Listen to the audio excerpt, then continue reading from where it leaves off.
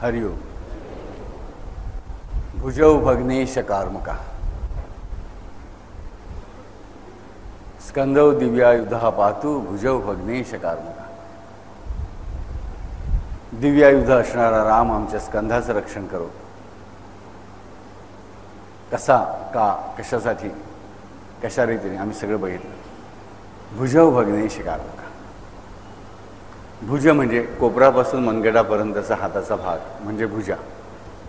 भुजौ भग्नेश कार्मुका. भग्नेश कार्मुका ईश कार्मुका.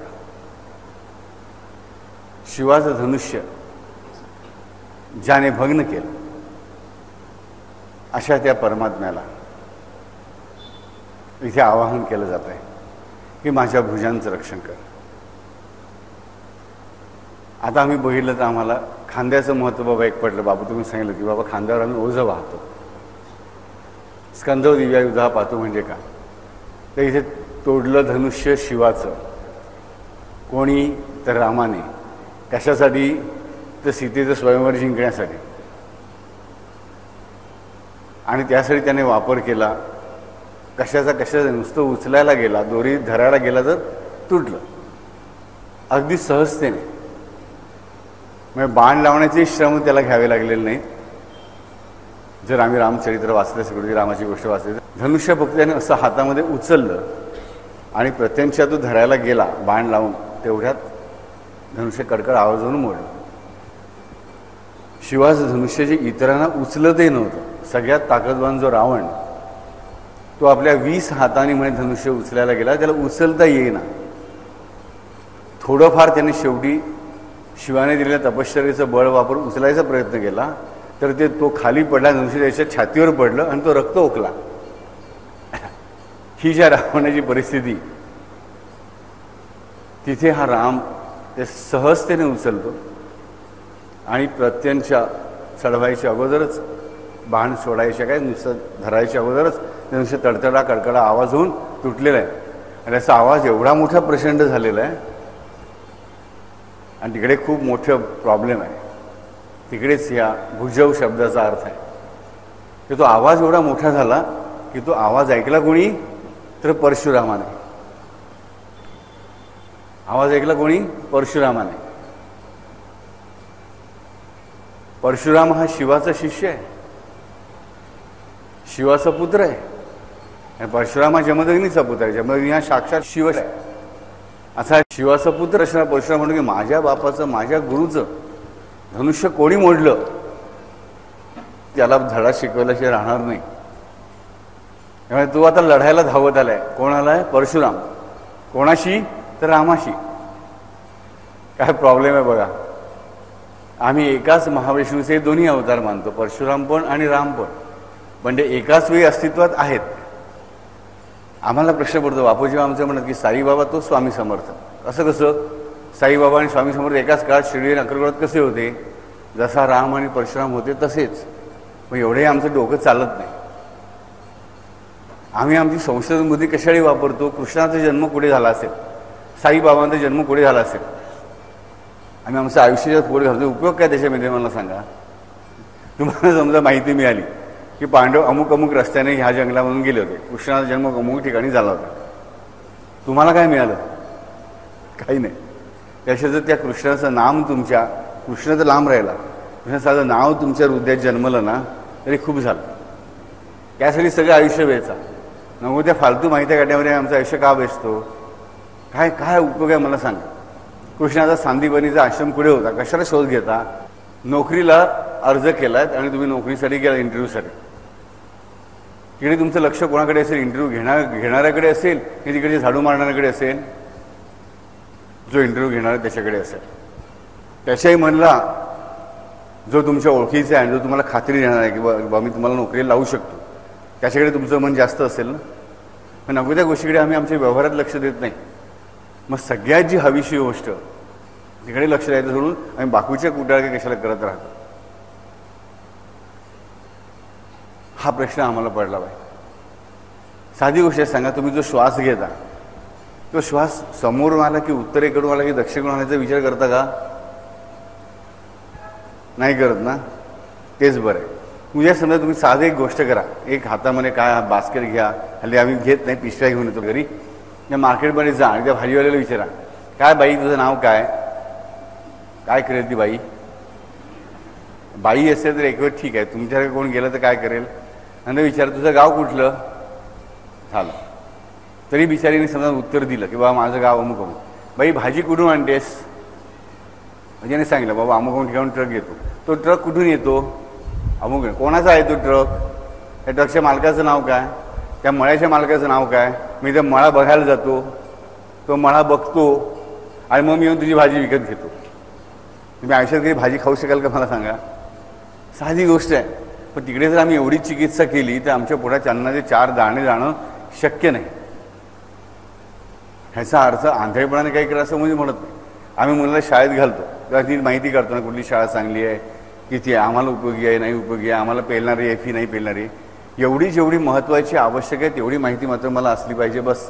त्यापेक्षा बाकीची जास्त माहितीची आवश्यकता नसते, पण आम्हाला तीच हवी असते. आणि म्हणून आम्हाला प्रश्न पडतो की साईबाबा आणि अक्कलकोट स्वामी एकाच काळात शिर्डी आणि अक्कलकोटात कसे होते?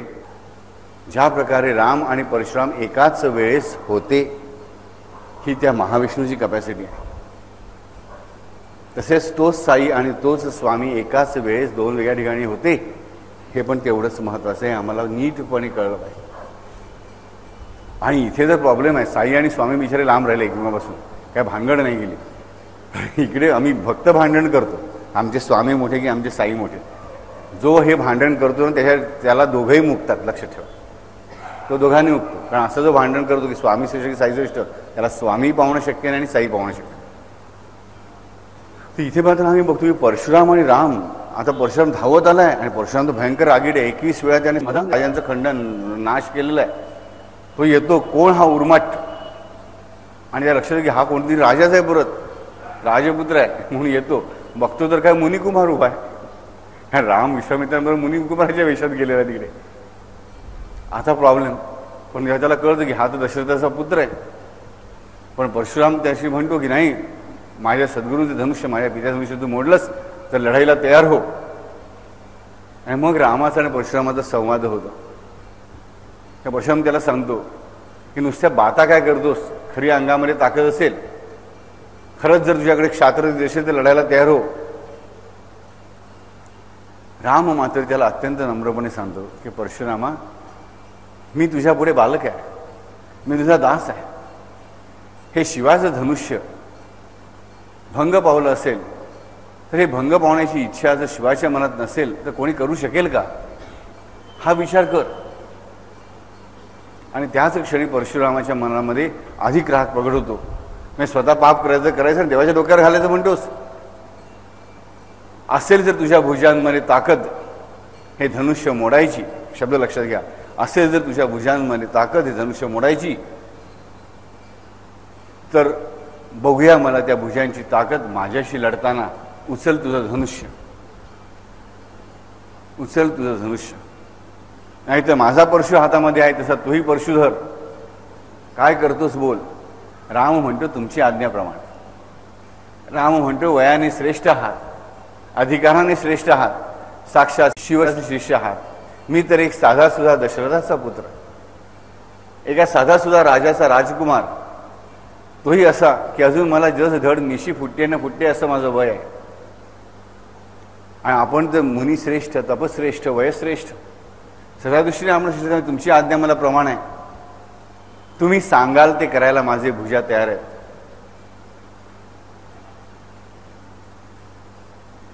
आणि राम त्याला नमस्कार करतो. राम दोन्ही हात जोडतो आणि म्हणतो, राम काय उच्चारण एवढ्याच परशुराम त्याला म्हणतो की आधीच हात जोडून तू शरणागती पत्करतोस, हे क्षत्रियाला लांछनास्पद आहे. कोणी युद्धाला पुकारतंय आणि क्षत्रियाने शरणागती पत्करावी. राम म्हणतो परशुरामा क्षमा कर, पण मी तुला नमस्कार केला तो शरण आलो म्हणून नव्हे, तर तुझ्या तपश्चर्येचं तेज, तुझं अमानित्व, तुझी ताकद आणि तुझ्यातलं तुझं भगवंतपण ह्याला मी नमस्कार केला आहे. पण ज्या मानवी रूपाने तू माझ्याशी लढायला आलेला आहेस त्या मानवी रूपाशी लढायला मी हा घे तयार आहे. आणि ज्या क्षणी राम बाण जोडतो आपल्या धनुष्याला आणि धनुष्याची दोरी ओढून बघा, घरी साधं घरी एक धनुष्य घेऊन लक्षात की जोर लावावं लागतं ते भुजांनीच लावावं लागतं. आणि त्यावेळेस रामाची भुजा त्या धनुष्याच्या बरोबर, धनुष्य जसं ओढलं जातं तशी ती भुजा अधिकाधिक कडक होत जाते. तुम्ही प्रयत्न करून बघा, तुम्हाला कळेल. त्या भुजेचा तो प्रवास बघून, ते प्रसरण बघून परशुराम खुश होतो, परशुराम आनंदित होतो. आणि त्याच क्षणाला परशुराम आणि राम कुठलीही लढाई न करता एकमेकांवर बाण प्रहार प्रहार हार असं काही न करता, जय नाही पराभव नाही काही नाही, परशुराम फक्त प्रेमाने बघत राहतो की धनुष्याची दोरी ओढली जाते आणि त्या रामाच्या भुजा कशा प्रसरण पावत आहेत. आणि त्यातलं जोर, त्यातली ताकद, त्यातलं सामर्थ्य बघून परशुराम आनंदित होऊन उठलेला आहे. आणि परशुराम रामाला म्हणतो लढाई, युद्ध कोणाचं, कोणाशी आणि कशासाठी? परशुराम प्रश्न विचारतो, युद्ध कोणाचं, कोणाशी आणि कशासाठी? राम उत्तर देतो, माझं, माझ्याशी, माझ्यासाठी. माझं, माझ्याशी, माझ्यासाठी. फक्त परमात्मा हे उत्तर देऊ शकतो. परशुरामने विचारलेला प्रश्न किती सुंदर आहे बघा, की रामा हे युद्ध कोणाचं, कोणाशी आणि कोणासाठी?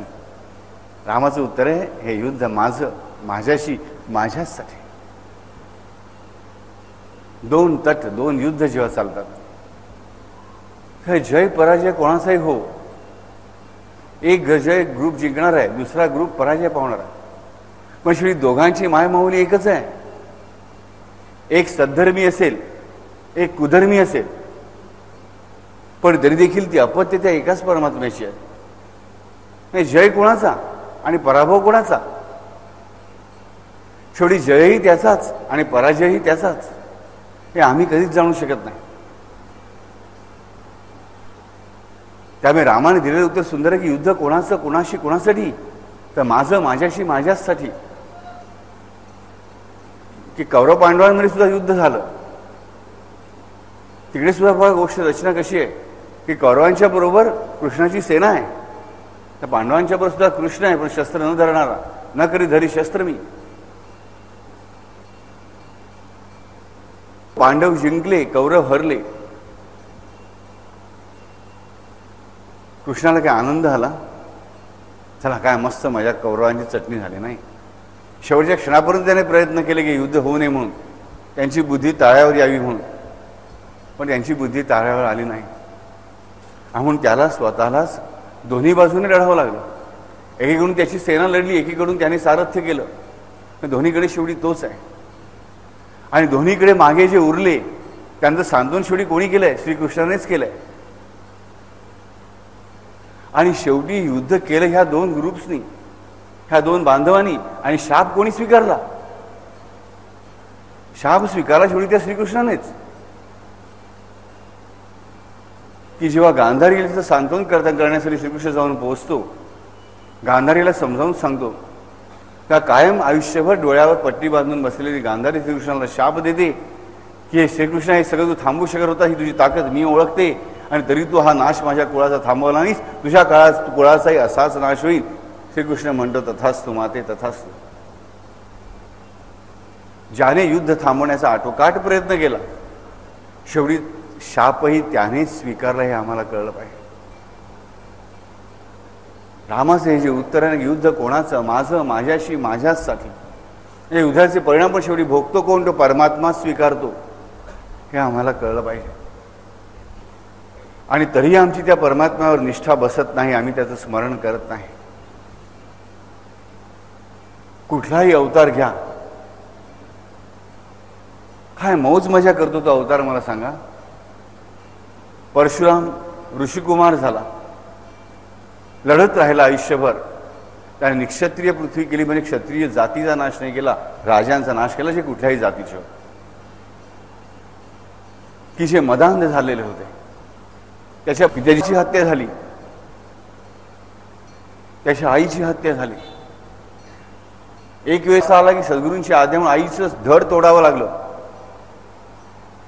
तेही केलं. आणि एवढं सगळं करून 21 वेळा 19 वेळा त्याला शेवटी जमीन उरली नाही, आणि सगळी जमीन कश्यपाला दान केली. मग राहणार कुठे, नवीन जमीन पण उत्पन्न करावी लागली. ब्रह्मचार्य होता, राम राजा होता. 14 वर्ष वनवासाला तोच गेला. वनवासाला गेलेला असताना पित्याचं निधनाचं दुःख त्यानेच वाहिलं. पित्याची शेवटची भेटही झाली नाही. काय सुख भोगलं सीतेने, काय सुख भोगलं मला सांगा. विचार करा, एकटी स्त्री रावणासारख्या महाक्रूर राजाच्या तावडीमध्ये एका अशोकवनासारख्या गर्द रानामध्ये एका झाडाखाली एकाकी अवस्थेत राहते, आणि आजूबाजूला 11 विक्रा राक्षसणी आहेत. काय सुख भोगलं या अवताराने मला सांगा. कृष्णाने काय सुख भोगलं. लहानपणापासून कंस याच्यावर राक्षस सोडत गेला, हा राक्षसांशी लढत गेला. आम्हाला फक्त बासरी वाजवणारा खेळणारा कृष्ण दिसतो, पण यापेक्षा तो लढला किती वेळा. अगदी लहान असताना सुद्धा पुतनेने विष पासून त्याला मारायचाच प्रयत्न केला. नंतर सुद्धा 16 वेळा तो जरासंधाशी लढला, यशस्वी झाला, आणि शेवटी हा नाश राहण्यासाठी तिथून पळत सुटला. रणछोडदास ही अपकीर्ती पण त्याने स्वीकारली. आम्हाला परमात्म्याचं महात्म्य ह्याच्यामध्ये कळलं पाहिजे की हा अवतार घेतो तो सुख भोगण्यासाठी नाही. साईने आमच्या काय सुख भोगलं मला सांगा. काय स्वतःचा संसार मांडला होता त्याने, नाही. आज आम्हाला द्वारकामाई खूप वेगळी दिसते. हेमाडपंताच्या साईचरित्र आम्ही नीट वाचता आम्हाला कळलं की पहिली द्वारकामाई कशी होती. ढोपर खड्डे होते, वरतून पाणी गळत होतं, एवढी छोटी होती. स्वतः हाताने बाबांनी तिकडची मधली अर्धी पडलेली भिंत बांधल्याचे आम्ही वाचतो साईचरित्रामध्ये. 5 घरी भिक्षा मागून तो जीव जगला. हाताला भाजलं तरी कुठल्या डॉक्टर परमानंद आणला ना, चालण्याचं आंदोलकाने औषध लावून घेतलं नाही. तूप चोळून कसं बसं होईल तसं केलं. जे अन्न आणलं कोळंबा टाकलं, त्यात कुत्री कोंबडी सगळी खात होती, लोक नेत होती, स्वतःही त्यातलंच खात होता. कफनी वर करून दाखवल्या की तुझ्या प्लेगच्या गाठी बघ, तुझ्या पोराच्या मी घेतल्यात. आभाळ भरून आलेलं निघून गेलं. अवतार घेतो तो कुणासाठी, आमच्या सगळ्यांसाठी. आम्हाला समजत नाही. आणि अवतार घेऊन तो काय मिळवतो, त्याला मिळवायचं असतं काय, कसले सुख सन्मान मान सन्मान त्याने मिळवले. कुठले अवतार मला सांगा तुझा अवतार मजा करत राहिलाय. प्रत्येक अवताराचं चरित्र नीट वाचता आम्हाला कळलं की कसलंही सुख त्याने मागितले नाही, उपभोगलेलं नाही. तो आला होता, प्रत्येक वेळी आला तो सर्व मानव जातीला सुखी करण्यासाठी. पण आम्ही मानव एवढे निर्लज्ज आलेलो आहोत की ते अनेक राम आणि कृष्ण आणि साई आले आणि गेले, हे आमच्यामध्ये फरक होत नाही. आम्ही आहे तसेच राहणार. त्याने वचन दिलंय ना की युगानुयुग मी येत राहीन. मग त्याला त्याचं वचन पार पाडू दे ना. आम्ही त्याची परीक्षा घ्यायला बसलो. आम्ही म्हणतो देव आमची परीक्षा घेतो, आम्ही देवाची परीक्षा घेतो. तू वचन दिलेस ना, यदा यदा धर्मस्य ग्लानिर्भवति भारत. संभव आम्ही युगे युगे म्हटलंय ना, मग बघू दाखवच खरं करू. आम्ही नाही सुधारणार, तुम्ही येतच राहा परत परत. अरे तोटा कोणाचा आहे, तोटा तुमचा आहे, लक्षात ठेवा. तो परत परत काय, तो दररोज यायला तयार आहे, दर क्षणाला यायला तयार आहे. तुम्ही ज्याला उपाशी ठेवलं, ताणला ठेवलं तरी तो यायला तयार आहे. पण तुम्ही पण तसेच येता आणि जाता प्रत्येक जन्मामध्ये. त्याचं काय, दररोज सकाळ उजाडते म्हणजे दररोज माझा नवीन जन्मच झालेला असतो. आणि आता मी झोपतो मी त्यात एवढ्या काळापुरता एक प्रकारचा माझा प्रलयच झालेला असतो. पण मी या नवीन दिवसाचं करतो काय, हे मला कळलं पाहिजे. आणि ह्याच्यातून जर मार्ग काढायचा तर मला पहिल्यांदा कळलं पाहिजे की बरी वाईट क्रिया सारी, साई चरित्रात ओवी, बरी वाईट क्रिया सारी ईश्वर तेथीचा सूत्रधारी. तोची तारी अथवा मारी कार्यकारी तो एक. इतर देवते सारे माईक, इतर देव ते सारे माईक, गुरुची शाश्वत देव एक, गुरुची शाश्वत देव एक, चरणी ठेविता विश्वास देख, रेखेवर मेघ मारितो. ह्या एकमेव परमात्मा, हा परमात्मा परमेश्वर सद्गुरू, हा महाविष्णू, हा एकमेव असा आहे की जोच रेखेवर मेघ मारू शकतो. मग त्याला सोडून कशाला क्षणभर तरी राहा. जेवढा मला प्रयत्न करता येईल तेवढं मला माझ्या आयुष्यामध्ये कळलं पाहिजे की माझ्या सगळ्या लढाया तोच खेळतो. मी लढाया उत्पन्न करतो. कौरवाने आणि पांडवांनी युद्ध उत्पन्न केलं, पण शेवटी त्या युद्धाला चालना, या युद्धाला गती त्यालाच द्यावी लागली, कृष्णाला. ते होऊ नये म्हणून प्रयत्न त्यालाच करावे लागले आणि युद्धानंतर जो भयानक संहार झाला त्यातून परत या भरत वर्षाला उद्भूत करण्याचं कार्य सुद्धा त्या श्रीकृष्णालाच करावं लागलं. हे आम्ही लक्षात घेतलं पाहिजे. म्हणजे आम्ही युद्ध निर्माण करतो, आम्ही युद्ध निर्माण करतो आमच्या मोहापोटी, आमच्या लालसेपोटी, आमच्या स्वार्थापोटी, आमच्या कामापोटी. आणि त्या लढायाचं कर्तृत्व आणि त्या लढाईचा मिळणारा शाप मात्र तो श्रीकृष्ण घेतो, हे आम्हाला कधीच का कळत नाही. कारण आम्ही त्या परमेश्वराचा फक्त असा हात बघतो की जो वर देणारा आहे. मग विचार करा, हा वर देणारा हात जर वर न देता थापती देण्यासाठी उठला तर काय होईल. आम्हाला कळलं पाहिजे की ह्या हाताचा अर्थ दोन्ही असू शकतो. जरा जर वर गेला तर त्याचा अर्थ काय निघेल याचा अर्थ आम्ही प्रत्येकाने नीट समजावून घेतला पाहिजे. पण तसं तो कधी करत नाही ना, म्हणून चालून जात असतं. आम्हाला पहिल्यांदा कळलं पाहिजे की शिवाचं धनुष्य, परमशिवाचं धनुष्य हा महाविष्णू मोड, दोघंही एकच आहेत, यामध्ये काही फरक नाही. आणि मग लढायला कोण येतो तर म्हणे त्या शिवाचा पुत्र असणारा तो महाविष्णू म्हणजे परशुराम. मग इथून तिथून सगळीकडून शेवटी तोच आहे. विचार आम्ही हा केला पाहिजे. भुजा ह्या संपूर्ण कथेमध्ये आमच्या लक्षात महत्वाची गोष्ट काय येते की राम ज्या क्षणी ते धनुष्याची दोरी ओढायला लागतो, परशुराम मोहित होतो. एक राम मोहित होतो दुसऱ्या रामाच्या भुजांच्या त्या आकर्षणाच्या, त्या खेचण्याच्या ताकदीमुळे, त्या भुजांच्या ताकदीमध्ये. बघा, आम्ही डंबेल्स घेतो आणि व्यायाम करतो, तेव्हा आमचं लक्ष असतं आमच्या भुजा कशा किती स्ट्रॉंग झाल्यात, काय झाल्यात. बरोबर. पंजा लगावणं आम्ही म्हणतो ना, मनगट म्हणजे भुजात शेवटी लक्षात ठेवा. पंगा लेना आज आपण शब्द इझिली वापरतो, पण पंगा त्याशी घ्यायचा म्हणजे काय होतं हे रावणाची उदाहरणं आम्हाला नीट कळलं पाहिजे. ह्या ज्या भुजा आहेत ह्या परमात्माच्या भुजा, ह्या आम्हाला नीट समजल्या पाहिजे की शिवाचं धनुष्य मोडणाऱ्या त्या परमात्मा रामाच्या भुजा, आणि असं ते धनुष्य मोडणारा भुजा ज्याच्या आहेत तो राम आमच्या भुजांचं रक्षण करो.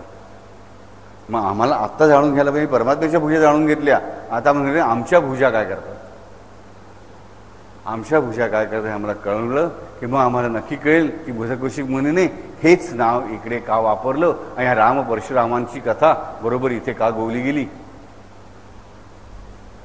तर साधी गोष्ट आहे बघा.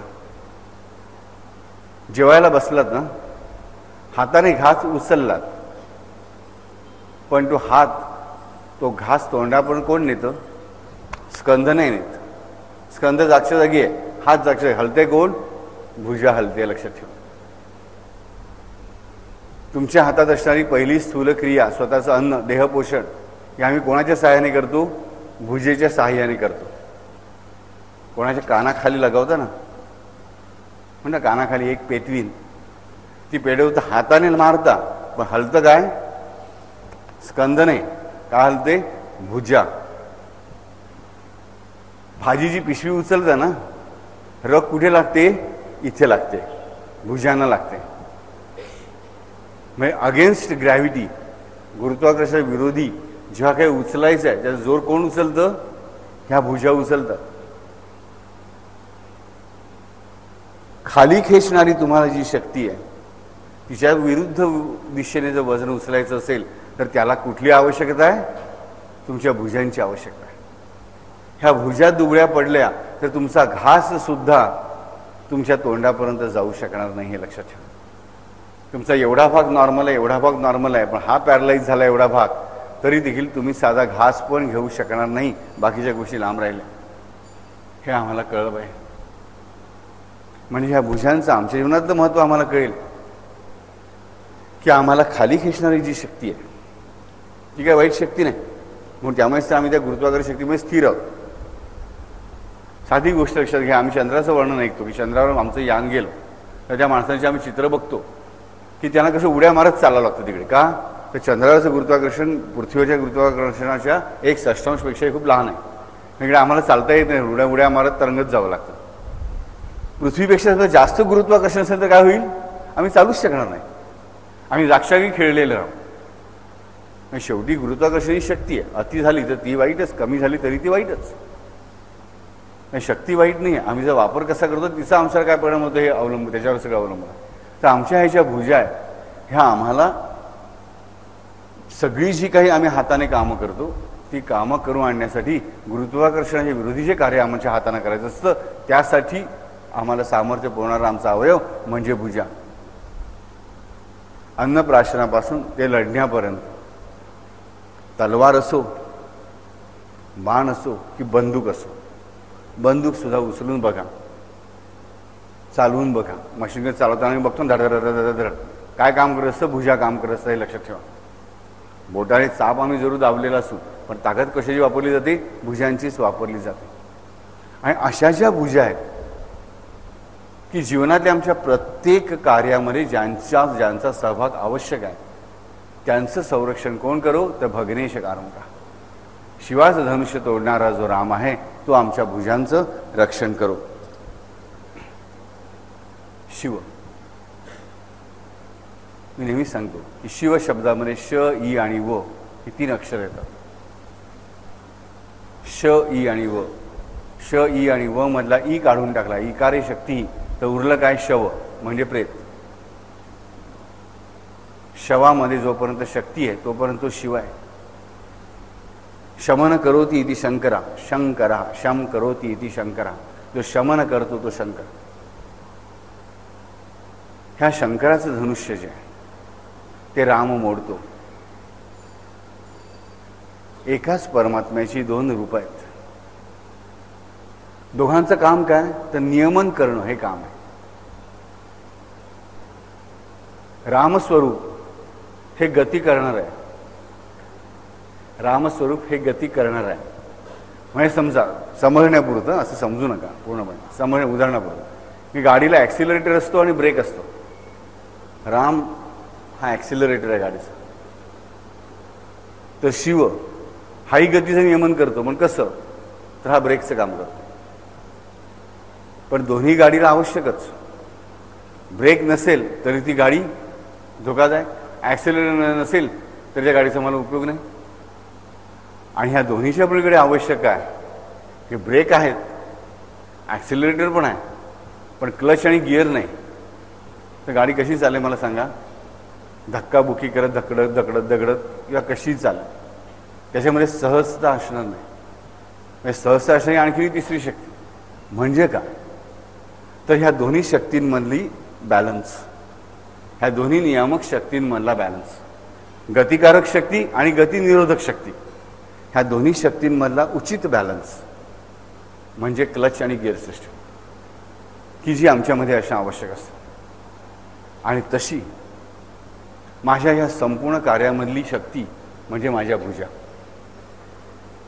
हाताने मी लिहिण्याचं काम करू शकतो, खांद्याने मी वजन उचलायचं काम करू शकतो. ह्या दोन्ही कामांसाठी आवश्यक आहे ती मधली भुजा, ती नसेल तर हे स्किल वर्क आणि हे लेबर वर्क मी दोन्ही करू शकणार नाही. आणि म्हणून त्या भुजांचं रक्षण हा भग्नेश कारमुक राम करो असं आम्हाला सांगितलं जातं. ही शिवाची शक्ती आमच्या आयुष्यामध्ये काम करत असते. काही जणांच्या आयुष्यामध्ये कुठलंही काम करायचं म्हटलं ना की पहिल्यांदा त्या कामाबद्दल, गोष्टीबद्दल निगेटिव्ह पॉईंटच जास्त मनामध्ये येतं. असं झालं तर, मग असं झालं तर, म्हणजे चांगले विचार नाहीच, याच्या विरोधाचाच विचार जास्त. यातून काय काय नुकसान होऊ शकते यांची यादी ते तयार करतात.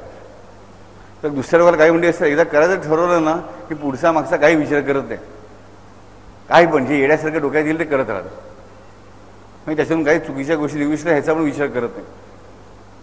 दोघेही चुकत असतात. त्यामुळे दोघे आयुष्यामध्ये काही अचीव करू शकत नाहीत. अचीव कोण करू शकतो? जो काय करायचं हे नीट विचारपूर्वक ठरवतो आणि एकदा ठरवलं विचारपूर्वक की त्याच निर्धाराने तो विचारपूर्वक करत राहतो. ही गोष्ट म्हणजेच राम परशुरामाचं युद्ध, हे आम्हाला कळलं पाहिजे. शिवाचा पुत्र असणारा परशुराम,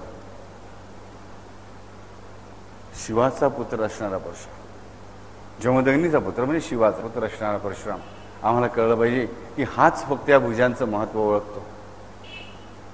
कारण तो शिवाचा पुत्र आहे आणि स्वतः महाविष्णू, म्हणजे त्याच्यामध्ये दोन्ही गोष्टी एकत्रित आहेत. आणि म्हणूनच परशुरामाचा अवतार हा कितवा अवतार आहे? 6वा अवतार की 7वा? 6वा अवतार. हा कसा आहे? परशुरामानंतर रामकृष्ण आहेत. परशुरामाच्या आधी कोण आहे? वामन आहे. वामनाच्या आधी कोण आहे? नरसिंह आहे, म्हणजे अर्धा माणूस अर्धा प्राणी आहे. त्याच्या अगोदर वराह पूर्ण प्राणी आहे. वराहाच्या अगोदर कासव कमी ताकदीचा पण आहे. त्याच्या अगोदर मासा आहे, अगदीच प्राथमिक अवस्थेतलं जीवन. लक्षात की वामन म्हणजे छोटा. वामन शब्दाचा अर्थच म्हणजे छोटा आहे. बुटका म्हणजे वामन. म्हणजे आमच्या लक्षात कसं येतं की एका बाजूला रामकृष्णादी अवतार आणि एका बाजूला हे वामनापासूनचे अवतार. ह्या दोन अवतारांच्या मधोमध हा परशुराम उभा आहे. मधोमध उभा आहे. मासा प्राथमिक जीवन, त्यानंतर थोडं विकसित जीवन म्हणजे कासव, त्यापेक्षा विकसित जीवन म्हणजे वराह. वराहाच्या वराहामध्ये चिखला लोणारा डुक्कर नव्हे, यज्ञ वराह त्याचं स्वरूप आहे, तो वराह स्वरूप. त्यानंतर नरसिंह म्हणजे अर्धा माणूस आणि अर्धा जनावर अर्धा प्राणी असं स्वरूप. त्यानंतर बुटका माणूस म्हणजे शिकणाऱ्या माणसाचं प्रतीक आहे, इट इज अ बिगिनर. आणि त्यानंतर राम एकदम उभा राहतो मर्यादा पुरुषोत्तम बनून, आणि त्या दोघांच्या बरोबर मध्ये उभा आहे तो परशुराम. अवतारामधलाही बॅलन्स साधणारा हा परशुराम. आणि आम्हाला आमच्या जीवनामध्ये काय करायचं असतं? तर आम्हाला आमच्या जीवनामध्ये आवश्यक असतं की ह्या परशुरामाची आणि रामाची भेट झाली पाहिजे. परशुरामाची आणि रामाची भेट झाली पाहिजे. युद्ध नाही झालं पाहिजे. आमच्या जीवनामध्ये ॲक्च्युली यांचं युद्ध चालू असतं. शिवाचं धनुष्य राम तोडत असतो, रामाचं धनुष्य शिव तोडत असतो. आमच्या आयुष्यामध्ये या देवांच्या मारामारी चालू असतात, म्हणजे या शक्तीच्या मारामारी चालू असतात. आम्हाला काहीच मिळू शकत नाही. आमच्या आयुष्यात कसं घडलं पाहिजे की रामाने म्हटल्याने माझं माझ्याशी माझ्यासाठीच युद्ध चालू आहे. पण हे युद्ध परशुराम होऊ देत नाही. त्याचा मार्ग आम्हाला स्वीकारायला पाहिजे की आम्हाला ज्या परमेश्वराने विविध ताकदी दिलेल्या आहेत त्या ताकदींमधल्या लढाया आम्हाला थांबवायला पाहिजेत. आम्हाला ज्या परमेश्वराने ताकदी दिल्या आहेत त्या ताकदींमधल्या या लढाया आम्हाला पहिला थांबवायला पाहिजेत. बाहेरचं युद्ध सोडून द्या, आधी आम्हाला आमची आंतरिक युद्ध थांबवली पाहिजेत. हेच खूप आवश्यक आहे. काम ही आवश्यक गोष्ट आहे प्रत्येक प्रजातीसाठी, नाहीतर तिचं पुनरुत्पादन होणार नाही, तिचं जीवन सातत्य चालू राहणार नाही. पण ही काम ही जी संप्रेरणा आहे, हिचं युद्ध माझ्या नीती नावाच्या परमेश्वराने दिल्या ताकदीशी चालू राहतं. आणि ह्यांच्यामध्ये जेव्हा मग लढाई चालू होते तेव्हा प्रॉब्लेम. त्या दोन्ही जर प्रवृत्ती सहकार्याने राहिल्या तर युद्ध होण्याचा त्रास नाही. ह्या युद्धामध्ये माझी ताकद गमावून बसतो, माझी नीती घालून बसतो, धर्म घालून बसतो, सगळं घालून बसतो. वैभव कमावणं पुरुषार्थ हा पुरुषार्थ आहे. ही माझी प्रवृत्ती चांगलीच प्रवृत्ती आहे, काहीच वाईट नाही त्याच्यामध्ये. परंतु त्याच्याबरोबर तिचा विनियोग कसा करायचा, तो साठवून कसा ठेवायचा, तो वाईट मार्गाने उधळायचा कसं नाही, ही पण माझीच प्रवृत्ती आहे. ह्या दोन्हीच्या मध्ये वाद नसला पाहिजे, लढाई नसली पाहिजे, युद्ध नसलं पाहिजे. त्या दोन्ही वृत्ती एकमेकांच्या सहकार्याने चालल्या पाहिजेत. क्रोध सुद्धा मानवाला आवश्यक आहे, पण तो शत्रू म्हणून नाही, स्वतःचा इतरांचं वाईट करण्यासाठी नाही. मला पहिल्यांदा स्वतःचा क्रोध येऊ दे की मी किती चुकीचा वागतोय, हा क्रोध ही जी माझी प्रवृत्ती आहे, ही क्रोध माझी प्रवृत्ती कशासाठी मला परमात्म्याने दिली आहे? तर अन्यायाचा प्रतिकार करण्यासाठी. अन्यायाचा प्रतिकार करणं ही माझी मूळ क्षमता. तिचं रूपांतर क्रोध नावाच्या माझ्या शत्रूमध्ये होतं. माझी मूलभूत प्रेरणा अन्यायाचा प्रतिकार करण्याची आहे. आम्ही अन्यायाचा प्रतिकार करत नाही, आम्ही नुसते क्रोधिष्ठ होतो. आणि आमचा क्रोध कधी दिवस जातो? जेव्हा आमचा अहंकार दिवस जातो तेव्हा. आणि मॅक्झिमम लोकांना राग कधी येतो? जेव्हा त्यांचं खोटं पितळ उघडं पडतं तेव्हा. हे लक्षात घ्या. त्यावेळी आम्हाला मॅक्झिमम राग येतो. सगळ्यात राग येण्यापेक्षा आमची चोरी पकडली गेली, आमचा खोडेपणा पकडला गेला ना, की आम्ही संतापून उठतो. हा जो क्रोध आहे, हा क्रोध सुद्धा आमच्या आयुष्यामध्ये अशीच लढाई खेळत असतो. कशाशी? तर आमच्या स्वतःच्याच शांतीशी. जी शांती आम्हाला प्रत्येकाला हवी असते, ती शांती आमच्यापासून हिरावून घेण्याचं काम हे काम आणि क्रोध करत जातात. आमची शांती जाते ती या क्रोधामुळे जाते. हे द्वंद्व आमचं चालू राहतं, युद्ध आमचं चालू राहतं. शांतीबरोबर क्षमा येते, पण आम्ही कोणालाच क्षमा करायला तयार नसतो. आमच्याकडे क्षमा हा गुणधर्मच नसतो, त्यामुळे आमची युद्ध चालू राहतात. आम्हाला मोठे मोठे शब्द म्हणतात की प्रवृत्तीवाद, निवृत्तीवाद सगळे सोडू द्या. आम्हाला एक माहीत पाहिजे की आम्हाला जीवन चांगल्या प्रकारे जगायचं आहे, चांगल्या नीतिनियमाने जगायचं आहे, चांगल्या कारणासाठी जगायचं आहे, आनंद मिळवण्यासाठी जगायचं आहे. येईल त्या प्रसंगामध्ये आमचा परमात्मा आमच्या पाठीशी खंबीरपणे उभा राहतोय एवढं समजावून घेऊन आमच्यामधल्या दोन प्रवृत्तींमध्ये युद्ध कसं होणार नाही, कमीत कमी विसंवाद त्यांच्यामध्ये कसा राहील हे बघणे आमचं आद्य कर्तव्य आहे. आणि ती शक्ती म्हणजे भुजशक्ती. भुजशक्ती. भुज शब्द बनतो कसा हे आम्हाला नीट बघितलं पाहिजे. भुज, भुजा. भू शब्दाचे अक्षराचे दोन अर्थ आहेत. एक भू भूगोलाचा, दुसरा भू म्हणजे भूमी, आणि एक ह्रस्वभू. ह्रस्वभूचा अर्थ आहे अस्तित्व. तेच अस्तित्व दीर्घ झालं की त्याची भूमी झाली. ह्रस्व अस्तित्व जेव्हा दीर्घ होतं तेव्हा भूमी बनते. आणि या अस्तित्वातून जे काही जन्मतं ते भुज आहे. आणि अस्तित्वाला जी जन्माला घालते ती भुजा आहे. म्हणजे प्रत्येक घटना जी घडते ती घडवण्याची ताकद म्हणजे भुजा, हे मला कळलं पाहिजे. सारा सुद्धा अर्थ मला काय कळलं पाहिजे की भुजा म्हणजे काय, तर कुठलीही गोष्ट घडवून आणण्याची माझी स्वतःची ताकद. मी एक सामान्य मनुष्य, मिस्टर एक्स वाय झेड, जो कोणी मी, बाई पुरुष जो कोणी मी असेल तो, त्याने प्रत्येकाने समजायला पाहिजे की भुजा म्हणजे काय, तर कुठलीही गोष्ट घडवून आणण्याची माझी स्वतःची ताकद.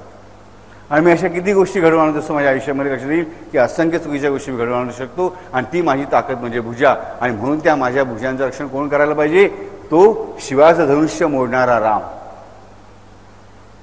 तो शिवास धनुष्य मोडणारा रामच फक्त माझ्या भुजांचं रक्षण करू शकतो. कारण ही भुजशक्ती जी आहे, भुजाशक्ती जी आहे, म्हणजे माझ्या आयुष्यामध्ये प्रत्येक गोष्ट घडवून आणणारी जी शक्ती आहे, तिचं रक्षण जर राम करत असेल, शिवधनुष्य मोडणारा, तरच माझ्या हातून उचित गोष्टी घडतील. माझी गोष्ट घडवून आणण्याची जी शक्ती आहे, कुठलीही घटना घडवून आणण्याची शक्ती आहे, ती चांगल्या कामासाठी वापरली जाईल. आम्हाला कळलं की भुजकोशी विषयाने रामरक्षा लिहिताना आम्ही कुठल्या अवस्थेत लिहिली ते माहिती आहे आम्हाला पहिल्या प्रवचनापासून रामरक्षेच्या, की कसे ॲप्ट शब्द वापरले जातात अपौरुषीय स्तोत्रांमध्ये किंवा ग्रंथांमध्ये. हे दुसरं कुठे नाम येऊ शकत नाही. की प्रत्येक मनुष्याचं स्वतःचं जीवन, घटना म्हणजे स्वतःचं जीवन घडवून आणणारी शक्ती, स्वतःचं जीवन घडवणारी शक्ती म्हणजे भुजशक्ती किंवा भुजा. आणि तिचं रक्षण करायला तो भग्नेश कारमुकच आवश्यक आहे. दुसरं कोणीही हे करू शकत नाही, हेच आम्हाला खडसावून सांगायचं आहे. आम्हीच आमचं जीवन घडवतो. गेल्या जन्मातील आमच्या चुकांमधूनच आमचं ह्या जन्मातली सगळी संकटे उद्भवलेली आहेत. त्यांना आम्ही तोंड देऊ शकतो, पण त्यासाठी आम्हाला ह्या जन्मामध्ये पण काहीतरी करायला हवं. केल्याने होत आहे रे, आधी केलेची पाहिजे. रामदासांनी कंठशोष करून आम्हाला सांगितलं की असेल माझा हरित देईल खाटल्यावर हे कुठल्याही संताचं वचन नाही आहे. यज्ञ तो देव जाणावा अंतरी धरिता बरे. यज्ञ म्हणजे परिश्रम. यज्ञ होम या अर्थाने रामदासांनी शब्द वापरला नाही. यज्ञ तो देव जाणावा अंतरी धरिता बरे, की तुमचे परिश्रमच तुम्हाला देव प्राप्त करून घेऊ शकतो. मात्र हे खरं कधी होईल, जेव्हा आंतरिक धराल तेव्हा, म्हणजे त्यानुसार वागाल तेव्हा. मला माझं प्रारब्ध बदलायचं, जीवन बदलायचं, सगळं खरं. पण त्यासाठी पहिल्यांदा ही माझ्या जीवनातल्या परमेश्वराने ज्या दिलेल्या नानाविध शक्ती आहेत त्यांचे जे तुंबळ युद्ध चालू आहे एकमेकांशी, ते थांबवायला हवं. आणि त्याचबरोबर जिकडे म्हणून शक्य आहे तिकडे इतरांशी पण मला लढाया टाळायला पाहिजेत. अन्यायाचा प्रतिकार करण्यापुरतीच माझी लढाई, एरवी कारण नसताना केवळ माझा मान दुखावला गेला, माझा अहंकार दुखावला गेला म्हणून आम्ही जे लढतो ना, तिकडे आमचा सर्वनाश ठरलेला असतो. बघा, ह्या राम परशुरामाच्या गोष्टी लक्षात काय येतं की राम परशुरामामध्ये अहंकार नाही आहे, अजिबात नाही. राम स्वतः परमात्मा असूनच त्याला म्हणतो काय, मी फक्त दशरथाचा कुमार आहे, तुम्ही मुनिश्रेष्ठ आहात. तर परशुराम त्याला सांगतो, तू लहान बाळ आहेस, दूध पिता बच्चा आहेस, अजून तुझं आयुष्य सुरुवात व्हायचं आहे, स्वयंवर आत्ता उघातलंय, लढायला काय तयार होतोस? अशा माझ्या वयाचा मान राख, मला नमस्कार कर आणि हार स्वीकार, पण मृत्यू पाहू नकोस. चालू आहे दोघांची बातचीत चालू असताना खूप मोठी 30 पानाची गोष्ट त्याच्यामध्ये. लक्ष दे, आमच्या मात्र अहंकाराला ठेच लागली की आम्ही कधी जाऊन उठतो, आमच्या अर्ध्या लढाया त्यातून उद्भवतात. आम्हाला मान अपमान ही खूप मोठी गोष्ट आहे. ह्यानं खरंच सांगतो, या लहान शहानशा अपमानाने तुम्ही जे दुसऱ्याच्या विरुद्ध पेटून उठताना त्याच्यात तुम्ही स्वतःचा सगळ्यात मोठा नाश घडवून आणता, हे लक्षात ठेवा. मी तुम्हाला इथेच बसून सांगितलं की सुंदरकांड वाचता सुंदरकांडामध्ये हनुमंताची काय परिस्थिती आम्ही बघतो की हनुमंताला रावणाचे सैनिक, ते लंकेतले नागरिक बांधतात, त्याची धिंड काढतात, त्याला लाथा मारतात, शिव्यागाळी करतात, हास्य त्याचा विनोद करतात, जोक करतात त्याच्यावरती, त्याची टिंगल टेवाळी निर्वत्सना करतात. हे सगळं तो हनुमंत सहन करतो आपल्या देवासाठी. हनुमंत काय आवश्यकता आहे मला सांगा, त्याला हे सहन करतो, एक तो सगळं सहन करतो का? परमात्म्यासाठी. कारण तो अहंकारच आहे ना. हम इथे हनुमंत बीज, तो अहम असूच शकत नाही, अहंकार असूच शकत नाही. आम्ही आमच्या परमात्म्यासाठी सुद्धा, परमात्म्याच्याकडे आल्यानंतर सुद्धा, त्या देवळामध्ये सुद्धा, मंदिरामध्ये सुद्धा आमचे अहंकार जपूनच ठेवतो. आणि हा अहंकार जीवनाचा नाश करतो, लक्षात ठेवा. ह्या खोट्या माना अपमानापोटी आम्ही किती जणांशी वैर पत्करतो, आणि एवढंच नाही तर शेवटी आम्ही परमात्म्याशी वैर पत्करतो, हे आमच्या घरीच लक्षात येत नाही. आणि शेवटी रामाचे लक्षात घ्या, लढतो कोण? मीच, माझ्याशी. कोणासाठी? माझ्यासाठी. कारण तुम्ही सगळे, तुम्हा सगळ्यांना, तुम्ही त्याला आपला माना किंवा मानू नका, तो तुम्हाला आपला मानतच असतो, हे लक्षात ठेवा. तुम्ही भले म्हणाल आम्ही देवाला मानत नाही, पण देव असं कधी म्हणत नाही की मी तुम्हाला मानत नाही. तो तुम्हाला तुमचं त्याचं मानतच असतो. तुम्ही लाख म्हटलं की नाही हा देव आमचा, आम्ही त्याला देव मानत नाही, काही फरक पडत नाही त्याला, तो तुम्हाला मानतच असतो. आणि तुम्हाला पण फरक पडत नाही, कारण त्याचे नियम तुम्हाला लागू असतातच. तुम्ही त्याला माना काय किंवा मानू नका काय, नियम लागूच आहेत. मात्र जेव्हा त्याला मानता आणि त्याची भक्ती करता, तेव्हा त्या नियमामध्ये पार्शलिटी तो तुमच्यासाठी जरूर करतो. कारण तो करू शकतो. कारण ह्याचं कारण त्याला स्वतःची स्तुती प्रिय आहे असा मुळीच समज करून घेऊ नका. असा कोणी मनामध्ये विचारू नये की त्याची स्तुती त्याला प्रिय आहे म्हणून त्याची भक्ती करण्याने तो मदत करतो, मुळीच नाही.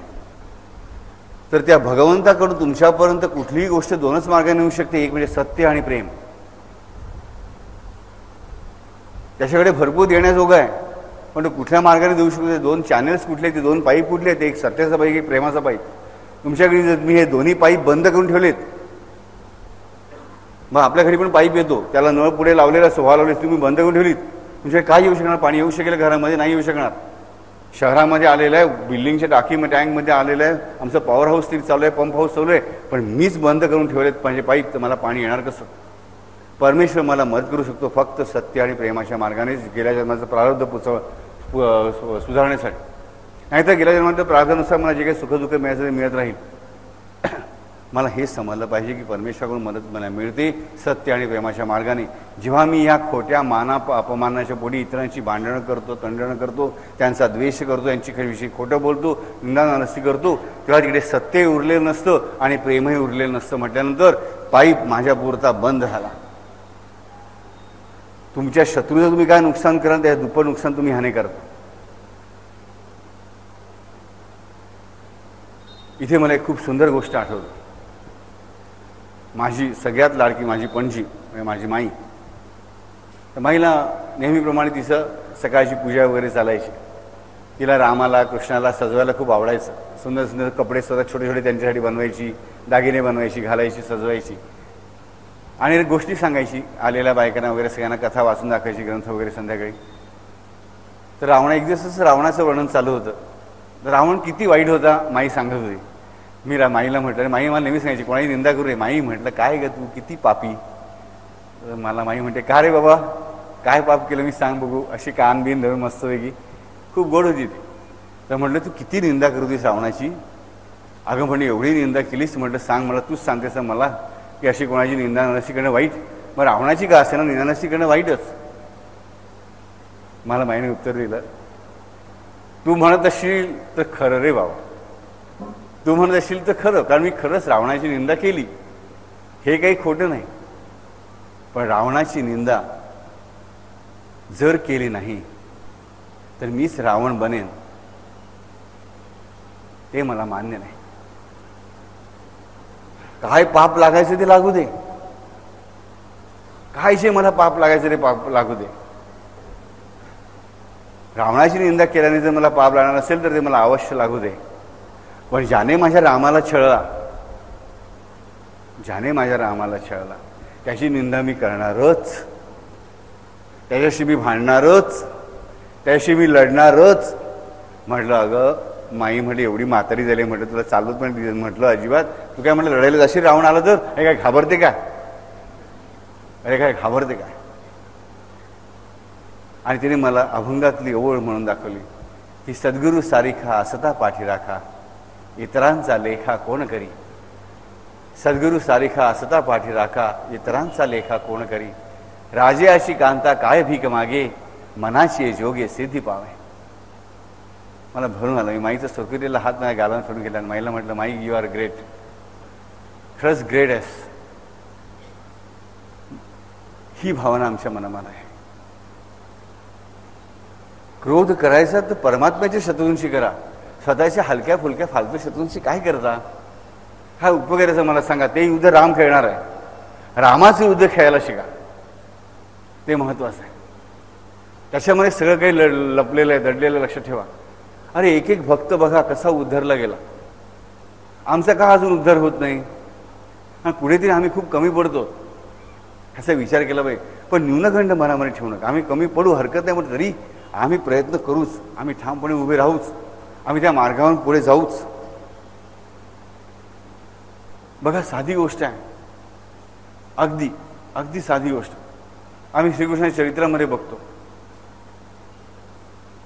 की श्रीकृष्ण गोकुळाहून मथुरेला गेलेला आहे, आदल्या दिवशी फिरायला बाहेर पडलेला आहे आणि कंसाच्या राजदरबारामध्ये एक दासी आहे जिचं नाव आहे कुब्जा.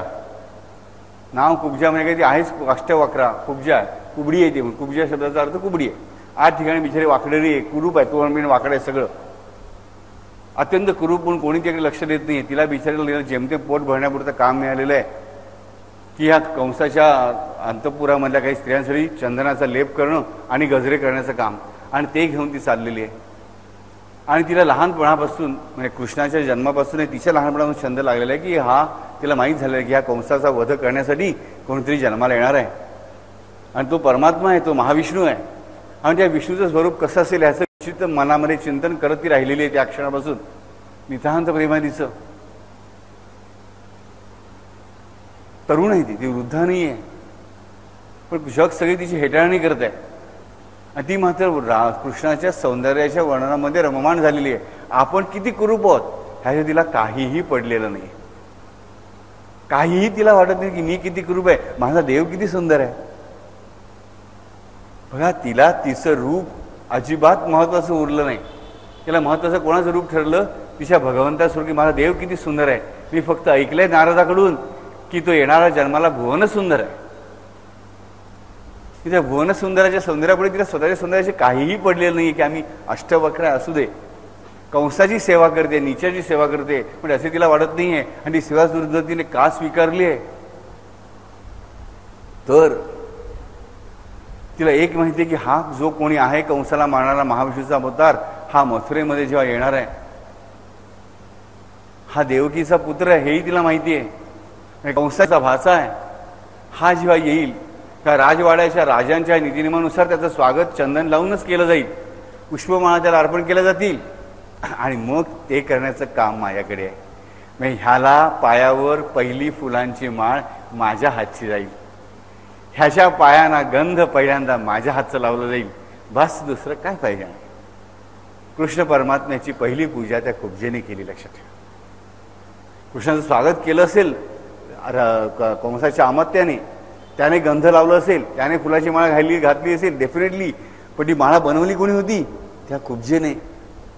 ते गंध उगाळलं कोणी होतं? कुब्जेने. त्या कृष्णासाठी तो भगवंत आहे हे मानून त्या अमात्याने फक्त राजोपचार शिष्टोपचार, नंदाचा पुत्र येतोय नंदराजाचा म्हणून त्याचं स्वागत केलं, बस तेवढंच. परंतु तो त्याला भगवान आहे हे संपूर्णपणे समजून त्याच्यासाठी त्या माळा तयार कोणी केल्या होत्या? त्या कुब्जेने. वाट बघितली तिने, स्वतःची कुरूपता विसरून. तिने इतरांचा राग नाही केला मला कुब्जा म्हणून हिणवतायत म्हणून. तिने त्याच्या सौंदर्याचा अभिमान धरला, त्याच्या सौंदर्याचा अभिमान धरला. त्यामुळे आदल्या दिवशी श्रीकृष्ण भगवंत फिरायला बाहेर पडलेले आहेत आणि संध्याकाळच्या वेळेला परत संध्याकाळी सगळ्या माळा वगैरे घेऊन निघालेली राजवाड्यात जाण्यासाठी. आणि गर्दी लोटते श्रीकृष्णाला आणि बलरामांना बघण्यासाठी. त्याला बघण्यासाठी नाही गर्दी लोटणार तर कोणाला बघण्यासाठी गर्दी लोटणार? राजानं गर्दी लोटते आणि त्याच्या डोळ्यांमध्ये एकदा बघितलं की मनुष्य फसला.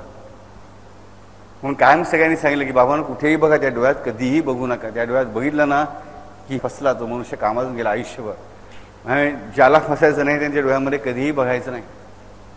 सगळी गर्दी लोटली, तुडुंब चौक भरून वाहत आहेत. आणि अर्थात त्या कुब्जेला मला सांग काय स्थान देणार कोण? सगळे हेटाणीच करतात तिची. आणि एक तर कुब्जा असल्यामुळे बुटकी आहे, गर्दी तिच्या पुढे भयंकर आहे. तिला कृष्णाला तिच्या भगवंत तिकडे आला आहे, माझ्यापासून अवघ्या हाकेच्या अंतरावर आहे, पण तिचा ओरडा ऐकू जाणार नाही एवढी लोकांचा कोलाहल माजलेला आहे. आणि नुसती लोकांची धडपड चाललेली त्याला बघण्यासाठी विचार करा. आणि त्याच्यावर मार्ग काढणे हिला शक्य नाही आहे. अशा परिस्थितीमध्ये कळवळून ती तिथून चालण्याचा प्रयत्न करते आणि लोकांच्या पायाखाली सापडते. आधीच कुब्जा वाकडी, धड चालता येत नाही, फेंगडी आहे. आणि लोकांची गर्दी विचार करा, आम्ही साधं कोण हिरो आले तर एवढी लोकांची गर्दी उसळली त्याला बघण्यासाठी. इकडे तर साक्षात भगवंताला बघण्यासाठी माणसं जमलेली आहेत, ते विलोभनीय स्वरूप बघण्यासाठी जमलेली आहेत. आणि त्यांच्या गर्दीमध्ये पहिल्यांदा बघतात, विचार करा पहिल्यांदा. आणि हा सगळा समुदाय एकत्र झाला, त्या गर्दीमध्ये ती कुब्जा पायगळी तुडवली जाते, त्याची पायदळी तोडली जाते. आणि तरी देखील ती पुढे सरकते, लोकांच्या लाथा खात ती पुढे सरकते. लोकांच्या लाथा खात खात खात कशी बशी ती त्या ह्या बाजूला येते की जिथे श्रीकृष्ण बलराम उभे आहेत. आणि त्या लाथा खाता खाताच ती श्रीकृष्णाचे चरण बघते. तिला कळत नाहीत की बलरामाचे कुठले आणि कृष्णाचे कुठले. विचार करते की हा श्याम आहे आणि हा जो आहे तो गौर आहे. तेवढाच विचार तिच्या मनात येतो की जे श्यामल चरण आहेत ते माझ्या श्रीकृष्णाचे, गौर चरण आहेत ते माझ्या ह्या बलरामाचे. बस आता तिला त्याचा चेहरा बघण्याची पण उत्सुकता उरलेली नाहीये. अजून ती पायाखालीच तुडवली जाते आणि बघते बघते कृष्णाचे चरणच. आणि ते चरण बघून ती तृप्त झालेली आहे. आणि तेवढ्यामध्ये बलराम जो आहे तोच दयेने प्रेरित होतो. हा नटखट कृष्ण आधी कोणाच्या मदतीला जात नाही. तो बलराम पुढे होतो आणि कुब्जेला खेचून बाहेर काढतो त्या पायदळीतून आणि अशी उभी करतो. आणि ती कुब्जा त्याही अवस्थेमध्ये हातातलं चंदन हार सगळं जे काय आहे ना ते सगळं त्या कृष्णाच्या डोक्यावर उपडं करते. गंध लावणं गुण प्रकारच नाही आहे तिकडे. वर्णन खूप सुंदर आहे की प्रेमाने भरून आलं कसलं गंध, कसले उपचार, काय राजाचे काय ते सगळं. बघा आपली साधी टीम जिंकली, ती माणसाने जोराने एकमेकांना बिठ्या माझा ओरडता आ करून. इकडे हिने आयुष्य जिंकलं होतं. ज्याला बघायचं नुसतं लांबून बघायची इच्छा होती एकदा तरी त्याने स्पर्श केला होता. तिने ते सगळं गंध ज्या डोक्यावर उपडं केलेलं आहे, गंधाने माखून निघालेलं आहे, सगळ्या फुलांच्या माझ्या डोक्यावर फक्त राखल्यात अंगावरती. आणि त्याच क्षणाला तो श्रीकृष्ण बलरामाने त्याला खेचून काढले बाहेर आणि तिला म्हणतो, हे सुंदरी तुला बघून मला खूप आनंद आला. कुब्जेला काहीच कळत नाही. त्याने सुंदरी म्हटलं काय, बाकीच्या लोकांनी कुब्जा म्हटलं कुब्जा म्हटलं काय, इट मेक्स नो डिफरन्स. तो मात्र म्हणतो की हे सुंदरी तुला बघून मला खूप आनंद झालाय. आणि त्यावेळेस बाकीची सगळी लोक जय जयकार करायला लागतात श्रीकृष्णाचा, की एक अत्यंत कुरूप कुब्जा एका क्षणामध्ये बलराम ओढून काढतो आणि बाहेर काढतो. बघतात तर काय, ती सरळ झालेली आहे आणि अत्यंत सुंदर झालेली आहे, रूपवती झालेली आहे. तिला त्याचाही फरक पडत नाही. लोक जय जयकार करतात, चमत्काराला नमस्कार आहे ना, त्या लोक नमस्कार करतात आता अधिकच. पण ते कुब्जत्व, ते कुबडेपण, ते कुरूपत्व घालवण्यासाठी तिला त्या गर्दीच्या पायाखाली तुडवून घ्यावं लागलं, हे लक्षात घ्या. आम्हाला सगळ्यांना वाटतं की असाच कृष्णाने आम्हाला स्पर्श करावा आणि आमची कुब्जेची रंभा व्हावी. अरे पण त्याआधी तिने एवढे वर्ष वाट बघितली, त्याचं काय? स्वतःचं कुरूपत्व विसरून फक्त त्याच्या सौंदर्याचा अभिमान धरला, त्याचं काय?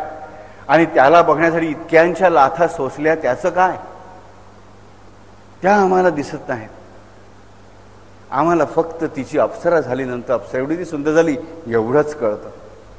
आणि त्याच्या पुढचंही कळतं की त्याच्या पुढे काय झालं. बलरामाच्या अंगठ्याच्या नखामध्ये ती स्वतःचं स्वरूप बघते. एवढं पारदर्शक नख आहे, त्याचा विचार करा. त्याच्यामध्ये ती स्वतः स्वरूप बघते आणि बघते की ही कोण? ही मी नाही, ही मी नको. कृष्ण म्हणतो तिला काय पाहिजे ते माग. कुब्जा म्हणते जशी होते तशी कर, जशी होते तशी कर. देवा भीती वाटते, हे रूप बघून मी घाबरले. ह्या रूपाचा मोह, ह्या रूपाचा अभिमान, ह्या रूपाचा अहंकार, हे आतापर्यंत माझ्याकडे अहंकार करण्याजोगं फक्त एकच गोष्ट होती आणि तो म्हणजे तू. आता अहंकार करण्यासाठी रूप कशाला पाठवलंस माझ्याकडे? तुला सवत नको रे बाबा, नको. तुझ्यासारखं दुसरं कोणी नको. तुझ्यासारखं दुसरं म्हणजे अहंकार तो नको मला. दुसऱ्या कशाचा अहंकार नको. घेऊन टाक मला, परत कुब्जा कर. काय मागितलं? अरे परमेश्वर तिला अप्सरा करतोय, तिच्याच अधिकारामुळे करतोय. मग ती काय मागते की मला सौंदर्य करू नकोस देवा, मी कुब्जाच बरी. कारण अहंकार काढायला माझ्याकडे काही नव्हतं म्हणून तू माझ्या हृदयात राहिलास. हा अहंकार सोडणं म्हणजेच त्या भग्नेश कार्मुकाचं कार्य. आम्हाला आमच्या आयुष्यामध्ये हे करायला हवं. एकेका भक्ताचं उदाहरण घेतलं तरी आम्हाला कळेल की जीवनात जगायचं कसं, कशासाठी. रामाने उत्तर दिलं की युद्ध कोणाचं, कोणाशी, कशासाठी? युद्ध माझं, माझ्याशी, माझ्यासाठी. तसं भक्तानं आम्हाला उत्तर दिला बाई, देता आलं बाई की जीवन जगायचं कोणाचं, कोणाशी, कोणासाठी? तर जीवन जगायचं त्याचं, त्याच्याशी, त्याच्यासाठी. एवढं नाही देतात कधी कधी, एवढं म्हणतात की माझं जीवन मी जगेन, पण कोणासाठी? तर त्याच्यासाठी. माझ्याशीच जगेन, माझ्या नातेवाईकांशी जगेन, पण त्याच्यासाठी जगेन. कमीत कमी एवढं 1/3 उत्तर जरी आम्ही देऊ शकलो ना, तरी भुजव भग्नेश कार्मुकः हे सिद्ध झालं. लक्षात ठेवा, ती परशुराम रामाची भेट झाली माझ्या आयुष्यामध्ये. ते शिवधनुष्य कटकटात तुटून पडलं. कुब्जेसारखी ही प्रत्येक भक्ताची गोष्ट आम्हाला ऐकायला वारंवार सांगितलं जातं की कीर्तन ऐका. भगवंताच्या भक्तांचं गुणस्मरण ऐकणं जास्त आवश्यक आहे. लक्षात ठेवा, मी सांगतो साई चरित्र म्हणजे साईबाबांचं चरित्र नाही आहे, त्यांच्या भक्तांचं चरित्र आहे की त्यांना साईबाबा कसा मिळाला हे त्यातून शिका. तसे ह्या कुब्जेच्या उदाहरणातून शिका की भगवंत तिचा काय गुलाम राहिला असेल. त्यानंतर भगवंताने तिला कुब्जा नाही केली परत, तर भगवंताने तिला त्याच अवस्थेमध्ये आशीर्वाद दिला की तुला कधीही अहंकार होणार नाही. कसलाही अहंकार होणार नाही म्हटल्यानंतर तिला त्या रूपाची काही पडलेलीच नव्हती. आजही आम्ही कुब्जेची आठवण ठेवतो. गोकुळाष्टमीच्या दिवशी अजूनही ज्या ज्या घरी कृष्णाची पूजा होते त्या त्या घरामध्ये कारलं, जे सगळ्यात कडू मानतो आपण, त्या कारल्याची कुब्जा केली जाते आणि तिची पूजा केली जाते. कारल्याचं पूजन केलं जातं. कारल्याला हळद, कुंकू आणि फूल एक वरती दाखवलं जातं आणि ती कुब्जा म्हणून तिची पूजा केली जाते. आणि ती जी कुब्जा आहे ती म्हणे सुंदर मुलीवरनं ओळण टाकली की तिला कोणाची दृष्ट लागत नाही. अरे असले वेडे चाळे कसले करता, कारलं घेऊन कसले ओवाळत बसता. यापेक्षा ती कुब्जेची कथा मनात रमली ना तर कोणाची दृष्टी लागण्याचा चान्स. लक्षात ठेवा, काय हिंमत आहे कोणाची दृष्टी लागेल. पण आम्ही ते एवढं मात्र दरवर्षी करतो की गोकुळाष्टमीला कृष्णाची पूजा नाही करणार, पण माझी मुलगी लग्नाला आली म्हटलं की एक कारलं आणून त्याला एक फूल टोचून हळद कुंकू लावून ते ओवाळून मुलीवरून टाकून देणार की नको, दृष्ट लागायला नको मुलीवर. त्यापेक्षा कृष्णाचं पूजन करा, कुब्जेचा भाव ठेवा. अरे वाईटातला वाईट संबंध जरी आला ना तरी तो तुमच्या मुलीला दृष्ट लावू शकणार नाही. पण लक्षात कोण घेतो? जो ऐकतो तोच, जो कुब्जेची कथा ऐकतो तोच आणि जो कुब्जेप्रमाणे वागण्याचा प्रयत्न करतो तोच. हरिओम.